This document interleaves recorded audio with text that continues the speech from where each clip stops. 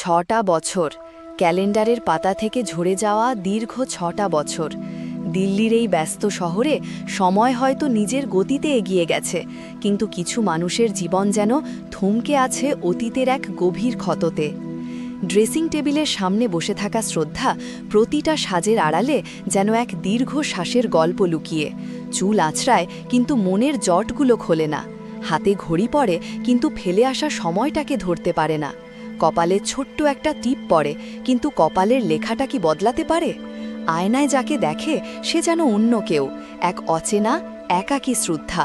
তার চোখের গভীরে জমে আছে একরাশ প্রশ্ন আর না বলা অভিমান। হঠাৎ দরজায় একটা ছায়ামূর্তি দেখে চমকে ওঠে সে। তার হৃদস্পন্দন বেড়ে যায়, বুকটা কেঁপে ওঠে অজানায়। দরজা খুলতেই তার পৃথিবীটা যেন থমকে যায়। চোখের সামনে দাঁড়িয়ে আছে অভয়, সেই মুখ, সেই চোখ যা সে 6টা বছর ধরে শুধু স্বপ্নেই দেখে এসেছে। অভয় শান্তস্বরে, কি হলো, বাইরেই দাঁড় করিয়ে রাখবে? শ্রদ্ধা স্তম্ভিত, আবেগে গলা বুজে আসে, হ্যাঁ এ ভগবান, তুমি এখানে হঠাৎ? মানে আমি বলতে চাইছি যে তুমি ভেতরে এসো না, প্লিজ ভেতরে এসো। অভয় ভেতরে ঢোকে, শ্রদ্ধার চোখ দিয়ে জল গড়িয়ে পড়ে। শ্রদ্ধা কান্না ভেজা গলায়, তোমার আমাকে মনে করতে 6 বছর লেগে গেল অভয়? অভয় গভীর যন্ত্রণার সাথে, 6 বছর। শ্রদ্ধা একটা মুহূর্ত এমন ছিল না যখন তোমার কথা আমার মনে পড়েনি। ওই দিন রাগের মাথায় না জানি কি বলেছি তোমায়, কিন্তু আগে তো তুমি আমাকে সামলাতে, তাই না? ওই দিনও বলতে আমি রেগেছিলাম তো মানাতে, কিন্তু তুমি তো বাড়ি ছেড়েই চলে গেলে। শ্রদ্ধা কেঁদে ফেলে, তাহলে আমি আর কি করতাম? আমার তো এটাই মনে হয়েছিল যে তুমি তোমার জীবনে আমাকে আর চাওই না। তোমাকে ছাড়া এই 6টা বছর কিভাবে যে কেটেছে সেটা শুধু আমিই জানি, আর আমার চোখের জল। অভয় শ্রদ্ধার কাছে এসে, আজ এখনই এই মুহূর্তে এই দূরত্ব মিটিয়ে নি, চলো আমার সাথে আমার বাড়িতে। শ্রদ্ধা আশা নিয়ে, মা। হঠাৎ একটা মিষ্টি ডাকে শ্রদ্ধার দীর্ঘ 6 বছরের স্বপ্নটা ভেঙে চুরমার হয়ে যায়। সানভি, মা। শ্রদ্ধা চমকে ওঠে, সে বিছানায় বসে আছে। এতক্ষণ যা দেখছিল সবটাই ছিল একটা স্বপ্ন। চোখের সামনে অভয় নয়, দাঁড়িয়ে আছে তার ছোট্ট মেয়ে সানভি। সানভি, মা জল। সানভি তার দিকে জলের গ্লাস এগিয়ে দেয়। স্বপ্ন আর বাস্তবের এই কঠিন লড়াইয়ে শ্রদ্ধা আবার একা হয়ে যায়। সে জলটা খায়, কিন্তু তার চোখের জল থামে না। সানভি চিন্তিত হয়ে, তুমি স্বপ্নের মধ্যে আবার বাবার সঙ্গে কথা বলছিলে, তাই না? শ্রদ্ধা চোখ মুছে, হ্যাঁ মা।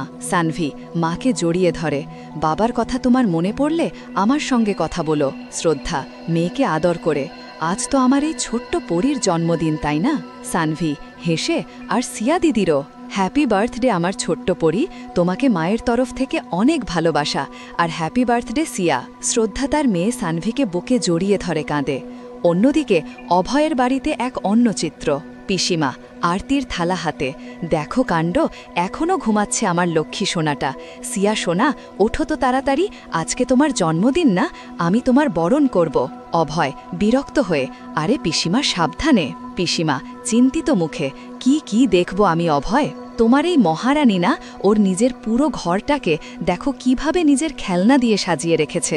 সিয়া ওঠো সোনা, উঠে পড়ো। পিসিমা ভাব দাও না, আমার মেয়ে যত ইচ্ছে ঘুমাতে পারে। অভয় সিয়ার কাছে গিয়ে কম্বলটা ঠিক করে দেয়, কপালে চুমু খায়। অভয় হ্যাপি বার্থডে আমার পরী। সিয়া ঘুম চোখে, থ্যাংক ইউ বাবা, আমার গিফট। অন্য ঘরে কীর্তি বিছানায় শুয়ে আছে। অভয় তাকে ডাকতে আসে। অভয়, কীর্তি ওঠো, কীর্তি ওঠো।